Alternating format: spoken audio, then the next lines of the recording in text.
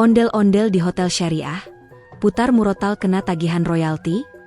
Tanaman bikin orang aneh kaya di film The Happening. Temen-temen, bayangin kalau ondel-ondel lagi santai di hotel syariah sambil dengerin murotal, tiba-tiba ada yang nagih royalti musik.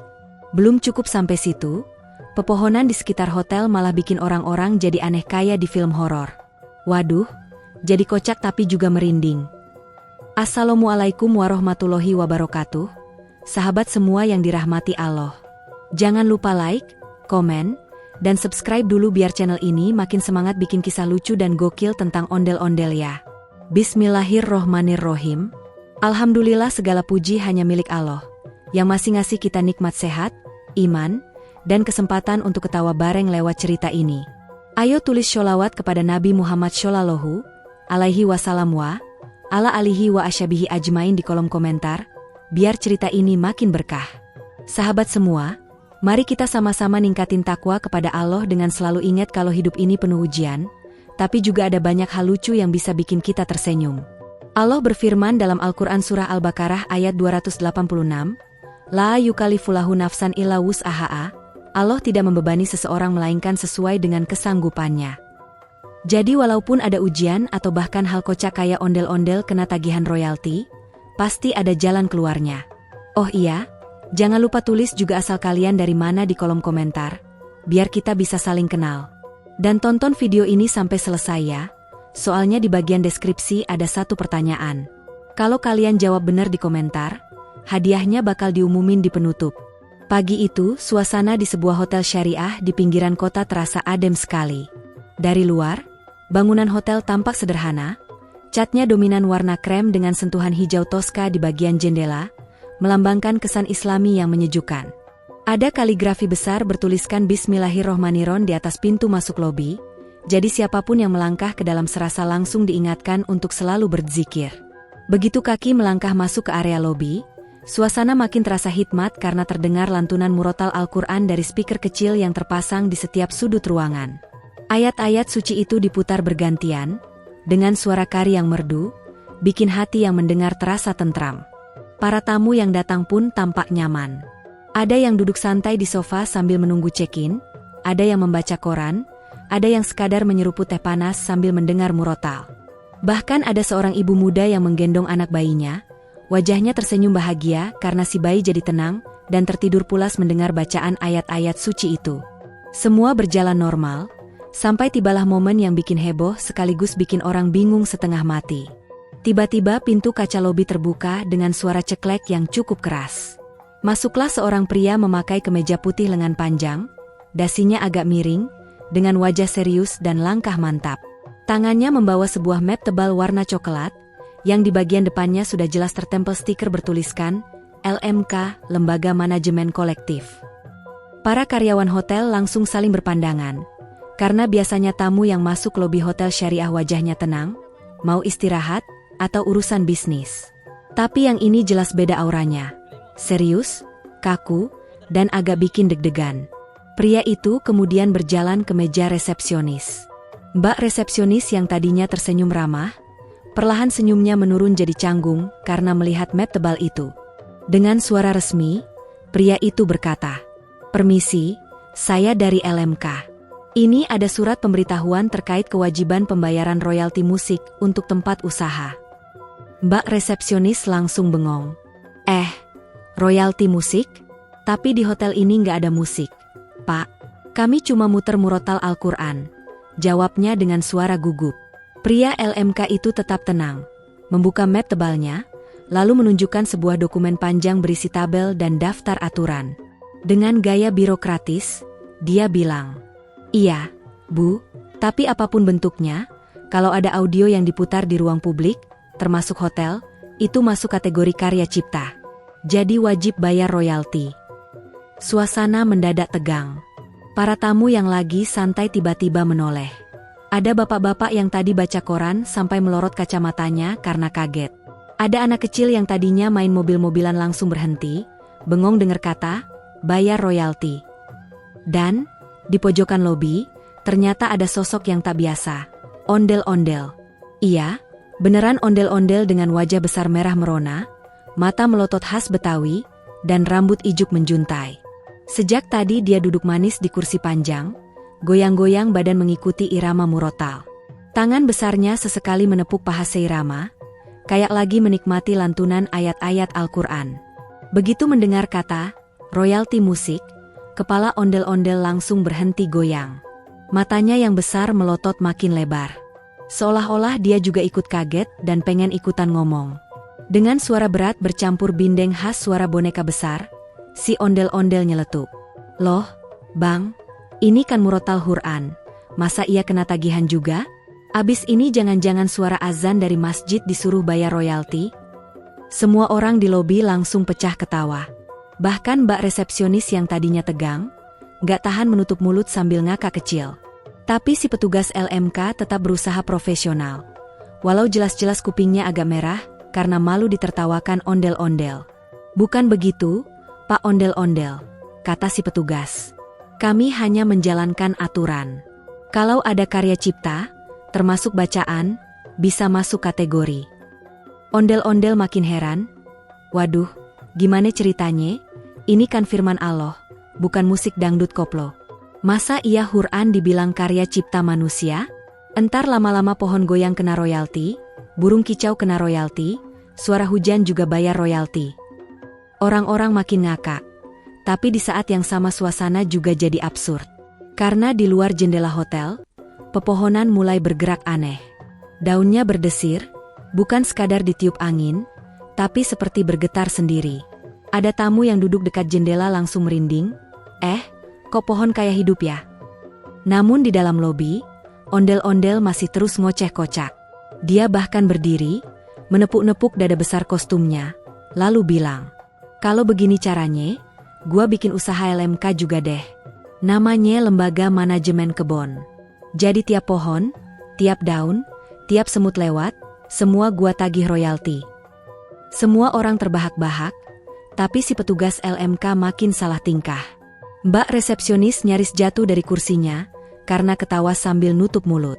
Bahkan bayi yang tadinya tidur, kebangun sebentar terus malah senyum-senyum karena suasana jadi rame. Sayangnya, gelak tawa itu nggak berlangsung lama.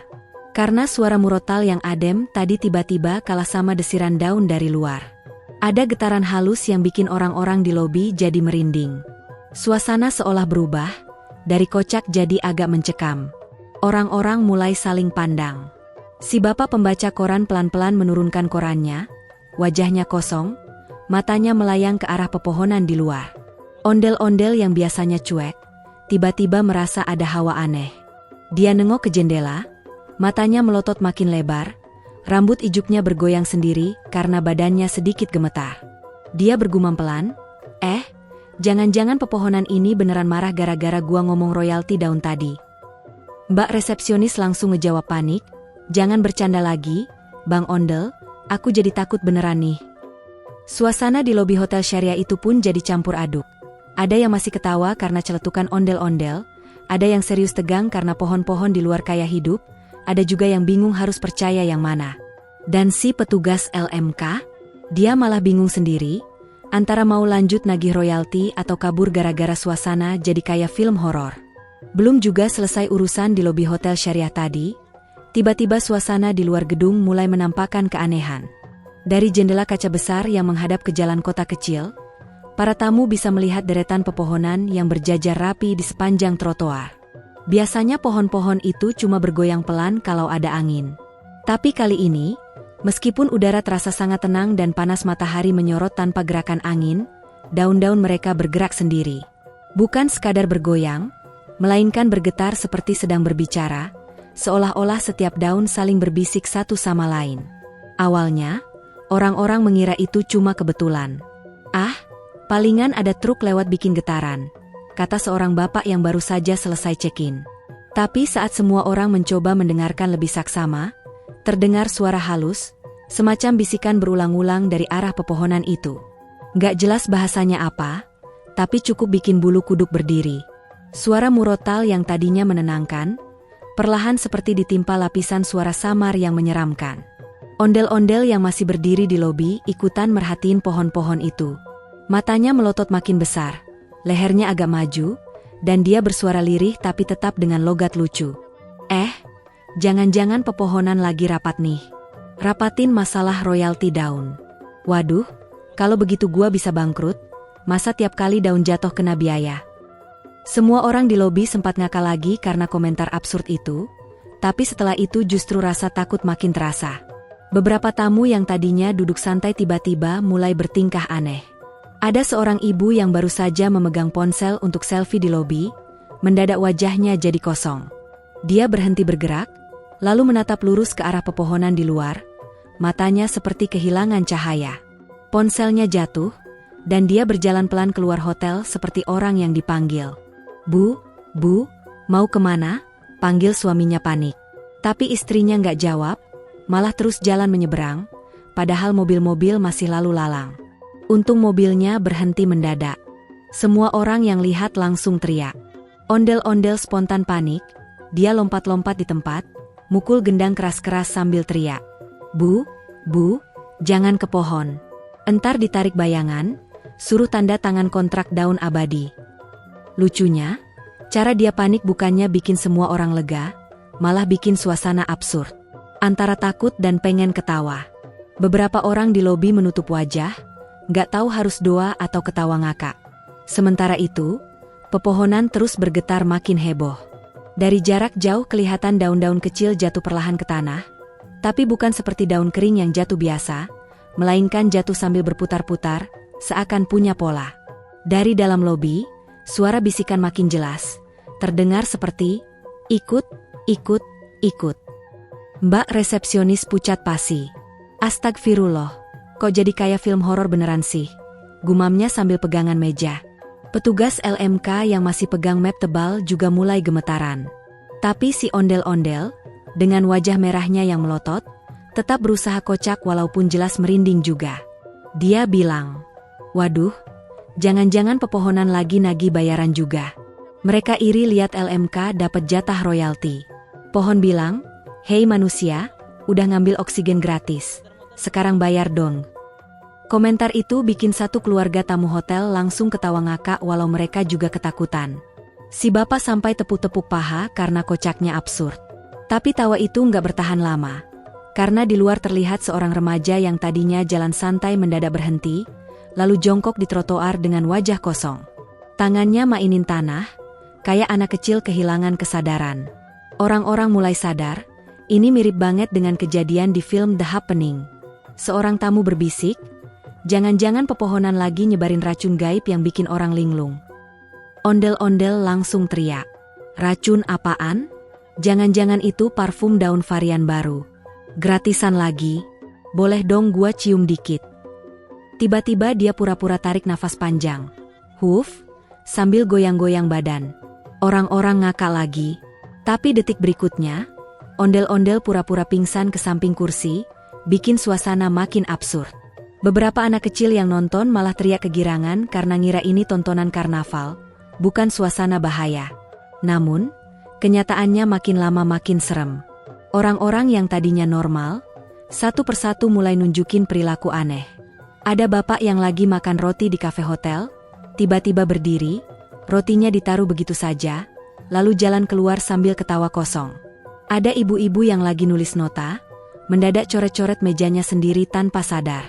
Ondel-ondel jadi makin gelisah. Dia lompat ke arah pintu, tapi malah terjepit karena badan kostumnya terlalu besar. Sambil kesakitan dia teriak, aduh, badan gua nyangkut. Nih badan gede kagak fleksibel. Kayak ginian mana bisa lari dari pepohonan horor. Woi pohon, kasih gua kelonggaran apa? Orang-orang yang tadinya panik, sebentar malah ketawa lagi ngeliat ondel-ondel kesangkut di pintu. Seorang anak kecil bahkan nyeletuk, Mama, ondel-ondelnya kayak kartun lucu.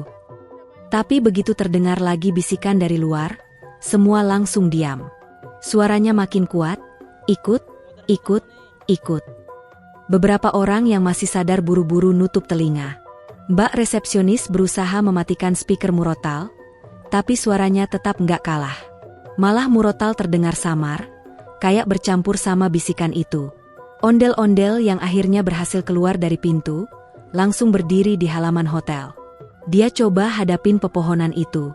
Dengan suara keras, Dia teriak. Woi pohon.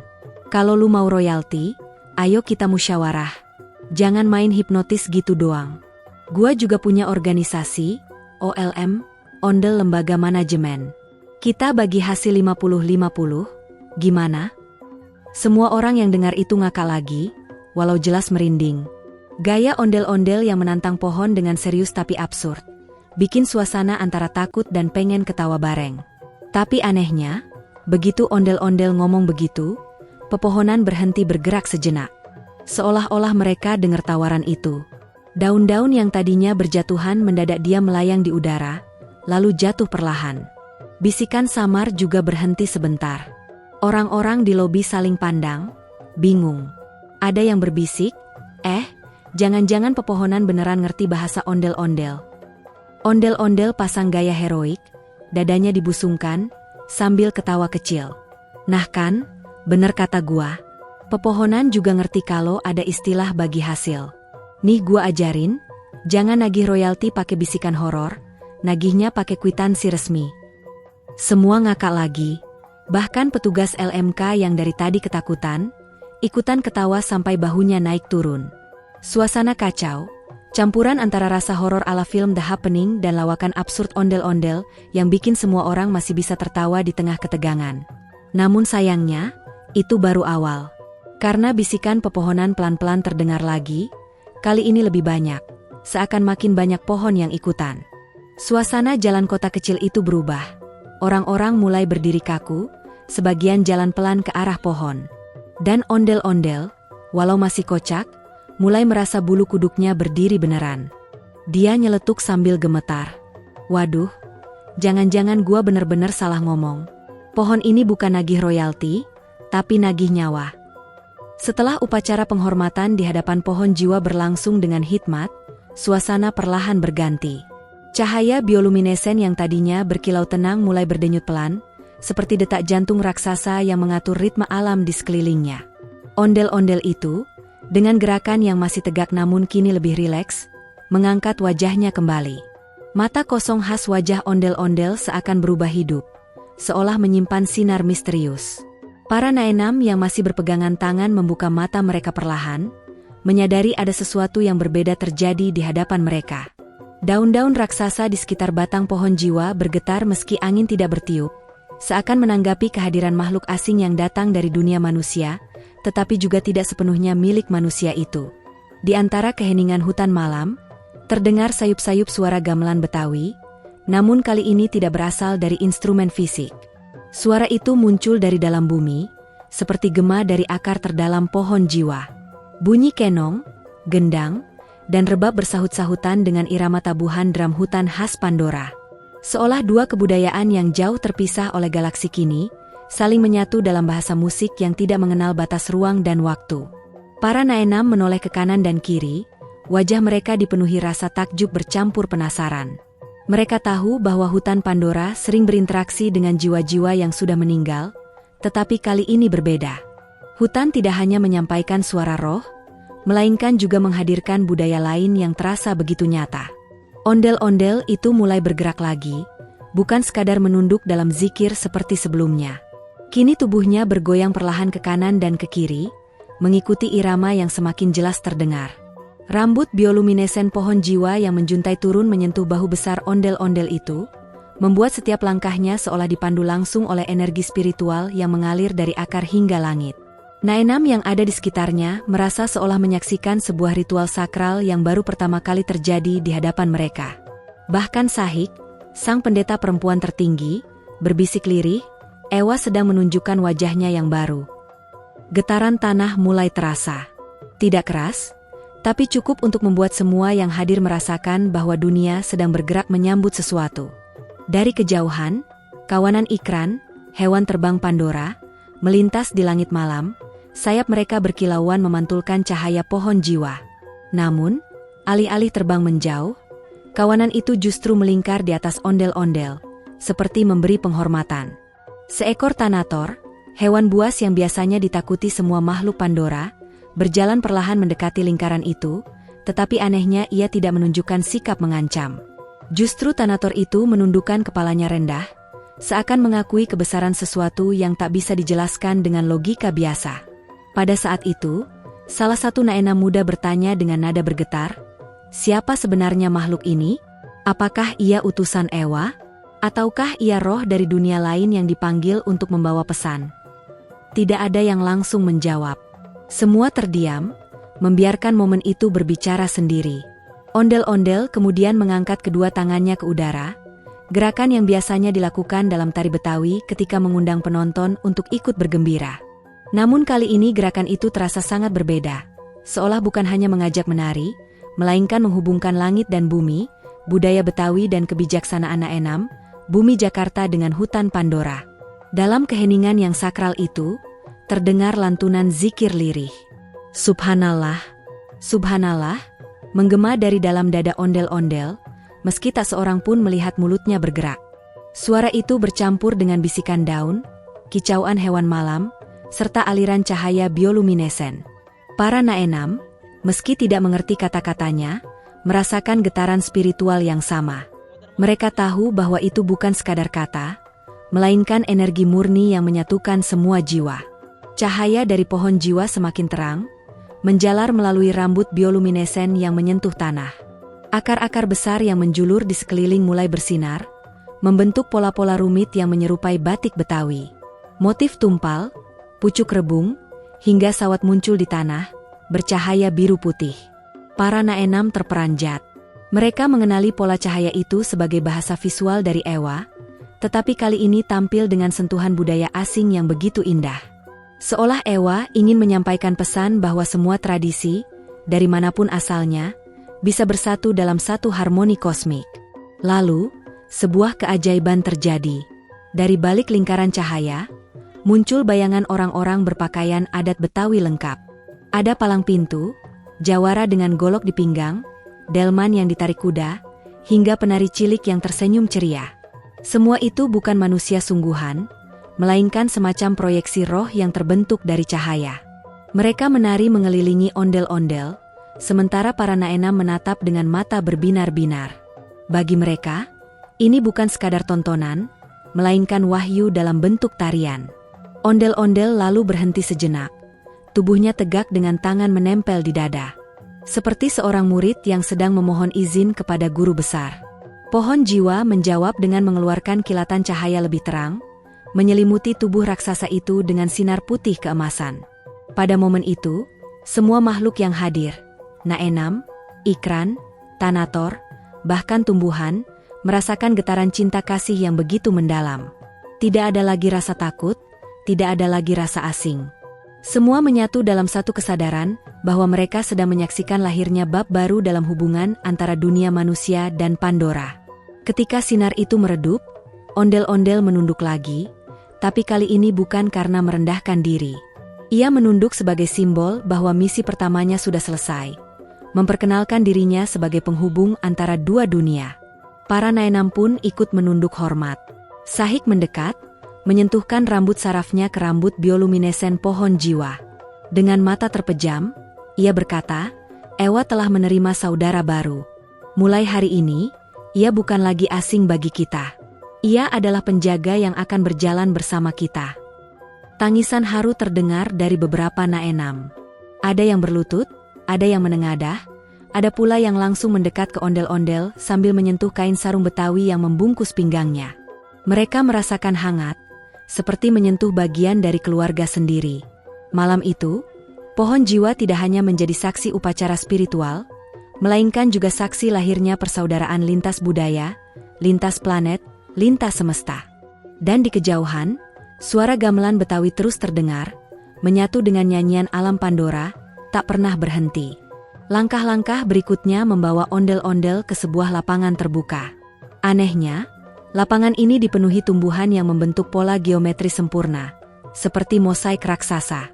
Bunga-bunga berwarna ungu dan biru tumbuh membentuk lingkaran, sementara batang-batang rumput membentuk segitiga dan persegi, seolah ada tangan arsitek yang merancangnya. Ketika angin bertiup, bunga-bunga itu mengeluarkan suara lirih seperti paduan suara yang sedang menyanyi. Ondel-ondel mendekat, mengangkat tangan besar berhias ket merah, mencoba meraba kelopak salah satu bunga. Seketika itu juga kelopak bunga terbuka, memperlihatkan cermin kecil di dalamnya yang memantulkan wajah ondel-ondel dengan bentuk yang aneh. Wajahnya terdistorsi, matanya menjadi 3, dan mulutnya tersenyum miring. Seolah-olah bunga itu tidak hanya memantulkan cahaya, melainkan juga menyingkap kemungkinan bentuk alternatif dari sang ondel-ondel. Namun yang lebih mengejutkan adalah ketika bunga-bunga itu mulai menirukan gerakan ondel-ondel. Saat ia mengangkat tangan, kelopak-kelopak bunga di sekitarnya ikut terangkat. Saat ia menggelengkan kepala, batang-batang lentur di lapangan itu ikut bergoyang ke kanan dan kiri. Suasana berubah menjadi semacam tari massal antara ondel-ondel dan flora mutasi. Ada harmoni aneh tercipta, tapi sekaligus menimbulkan rasa gentar, karena jelas tumbuhan ini tidak lagi sekadar organisme pasif. Mereka menyerap gerak, suara, bahkan mungkin pikiran, lalu mengembalikannya dalam bentuk yang asing.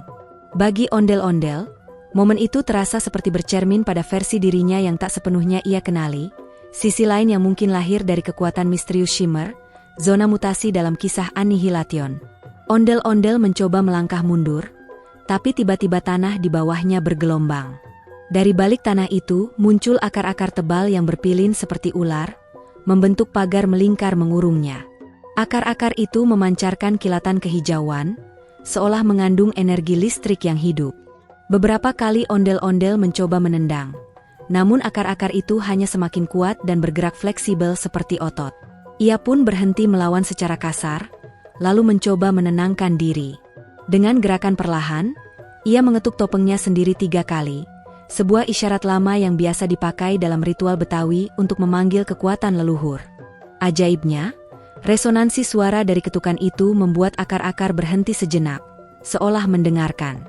Getaran suara topeng kayu yang dipukul itu menyebar ke udara, lalu dipantulkan kembali oleh bunga-bunga mosaik yang tadi menirukan gerakan. Harmoni baru terbentuk, sebuah komunikasi tak terucap antara makhluk budaya kuno dan flora mutasi modern. Ketika akar-akar itu melonggar, ondel-ondel perlahan keluar dari lingkaran.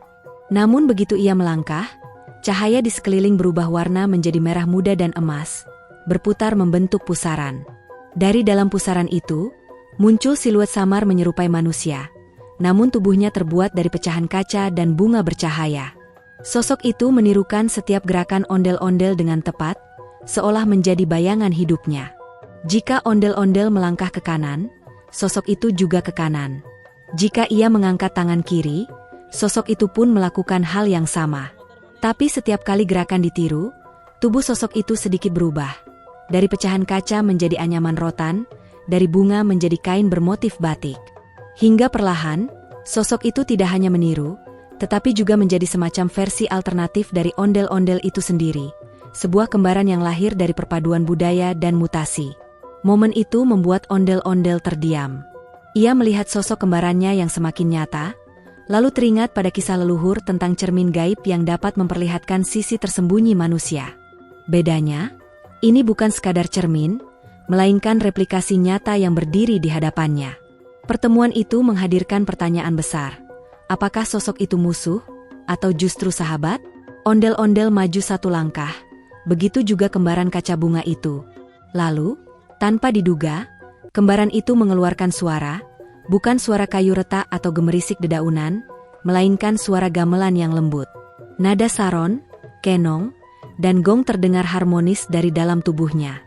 Musik itu memenuhi udara, menyatu dengan suara bunga-bunga mosaik yang masih bernyanyi. Suasana lapangan itu pun berubah menjadi sebuah pentas raksasa, di mana ondel-ondel dan kembarannya saling menatap sambil diiringi musik yang lahir dari dunia yang telah berubah. Ondel-ondel kemudian mulai menari. Gerakan kakinya menghentak perlahan, tangannya terangkat ke atas, kepalanya bergoyang dalam irama khas Betawi. Kembaran mutasinya pun menari dengan gerakan sama, hanya saja setiap langkah menghasilkan percikan cahaya, setiap goyangan kepala menumbuhkan bunga baru di tanah. Dua sosok itu menari bersama, membentuk koreografi unik yang belum pernah ada sebelumnya. Tarian tradisional berpadu dengan fenomena biologis mistis yang lahir dari Shimmer.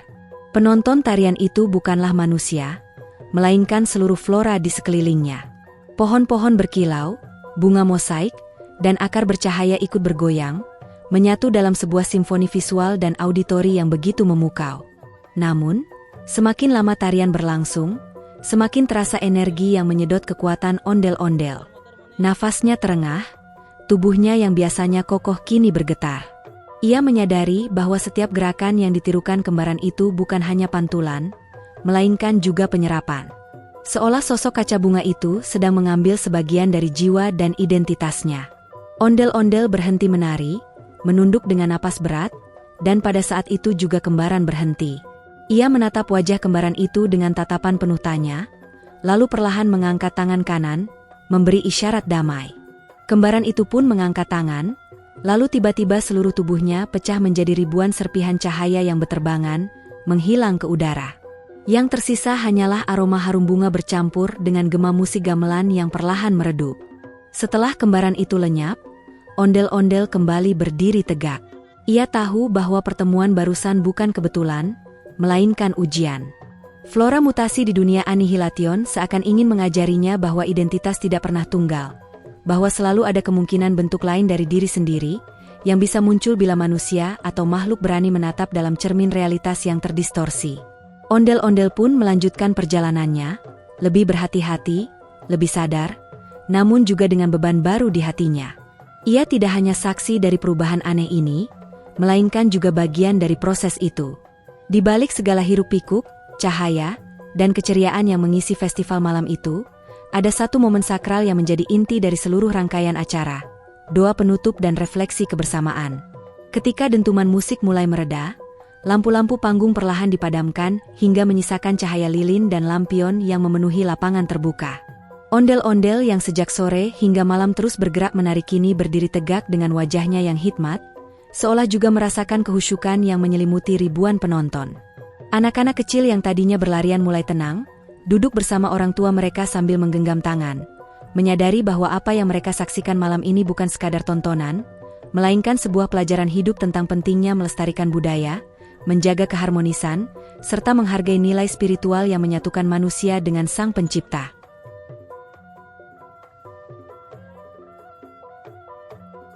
Seorang tokoh masyarakat naik ke panggung, mengenakan pakaian adat lengkap dengan ikat kepala khas Betawi, lalu menyampaikan pidato singkat penuh makna.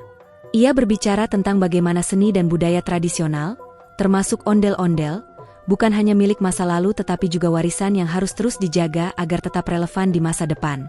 Kata-katanya mengalir perlahan, menekankan betapa dunia modern dengan segala kecanggihan teknologi jangan sampai membuat generasi muda lupa pada jati dirinya. Setiap kalimatnya diiringi dengan anggukan setuju dari penonton, bahkan beberapa orang terlihat menitikkan air mata haru. Ondel-ondel cimug yang berada di sisi panggung juga tampak menundukkan kepala, seolah ikut meresapi pesan itu, menandakan bahwa malam ini bukan hanya pesta budaya semata, tetapi juga peringatan spiritual dan moral bagi semua yang hadir. Tak lama kemudian, doa bersama dipanjatkan. Suasana hening menyelimuti lapangan besar itu. Semua orang menutup mata, menundukkan kepala, dan larut dalam lantunan doa yang dipimpin oleh seorang ustaz dengan suara lembut dan penuh keteduhan. Lampion-lampion di udara perlahan dilepaskan, naik tinggi membawa cahaya kecil yang berpendar, seakan-akan menjadi simbol harapan yang terbang menuju langit. Pemandangan itu begitu indah, hingga banyak orang yang mengabadikannya dengan kamera ponsel mereka. Namun lebih dari sekadar dokumentasi visual, momen itu menancap dalam di hati mereka yang hadir, meninggalkan rasa kebersamaan yang kuat. Ondel-ondel cimug berdiri tegak di tengah lingkaran, sorot matanya yang besar terlihat hidup, seperti ikut menitipkan doa agar budaya Betawi tetap abadi, agar generasi mendatang tidak kehilangan arah, dan agar persatuan selalu dijaga dalam keberagaman. Setelah doa selesai, acara dilanjutkan dengan simbolisasi penutupan festival. Ondel-ondel cimug berjalan perlahan ke tengah lapangan, lalu mengangkat kedua tangannya ke atas. Dari dalam tubuh boneka raksasa itu, keluar kembang api kecil yang memancar ke udara, disambut sorak-sorai penonton. Anak-anak melompat kegirangan, sementara orang dewasa tersenyum, bangga menyaksikan pemandangan unik tersebut. Itu adalah bukti nyata bahwa ondel-ondel bukan sekadar boneka besar yang menari mengikuti irama, melainkan ikon budaya yang bisa beradaptasi dengan kreativitas zaman. Perpaduan tradisi dengan teknologi modern membuat pertunjukan semakin hidup, sekaligus menunjukkan kepada dunia bahwa kebudayaan lokal bisa bersaing dan tetap relevan di tengah derasnya arus globalisasi.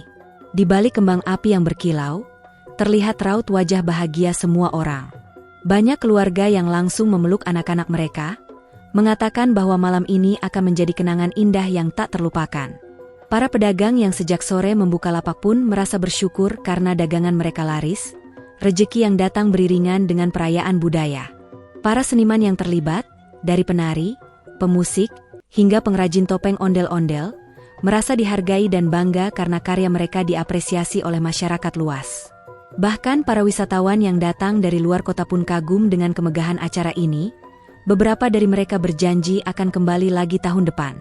Semua kebahagiaan itu menjadi penutup sempurna dari festival yang sejak awal penuh makna, tawa, dan haru.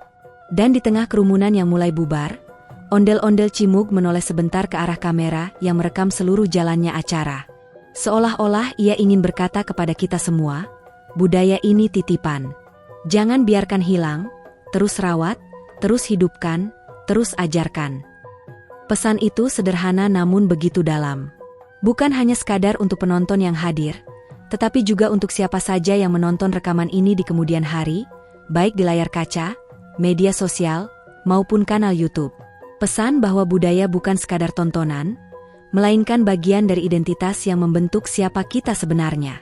Dan lewat ondel-ondel, pesan itu bisa tersampaikan dengan cara yang unik, menyentuh hati, dan tak mudah dilupakan. Nah, teman-teman, itulah kisah luar biasa malam penuh cahaya bersama ondel-ondel Cimug di Festival Budaya kali ini. Semoga cerita ini bisa jadi pengingat buat kita semua untuk terus mencintai budaya kita sendiri, melestarikan tradisi, sekaligus memetik hikmah dari setiap momen kebersamaan. Jangan lupa untuk like, komen, dan subscribe biar kalian gak ketinggalan kisah seru berikutnya. Tuliskan juga sholawat dan asal daerah kalian di kolom komentar, supaya makin berkah dan kita bisa tahu dari mana saja keluarga besar kita menonton. Sampai jumpa di cerita selanjutnya. Semoga kita semua selalu dalam lindungan Allah Subhanahu wa Ta'ala, diberi kesehatan, keberkahan, dan semangat untuk terus menjaga warisan leluhur. Wassalamualaikum warahmatullahi wabarakatuh.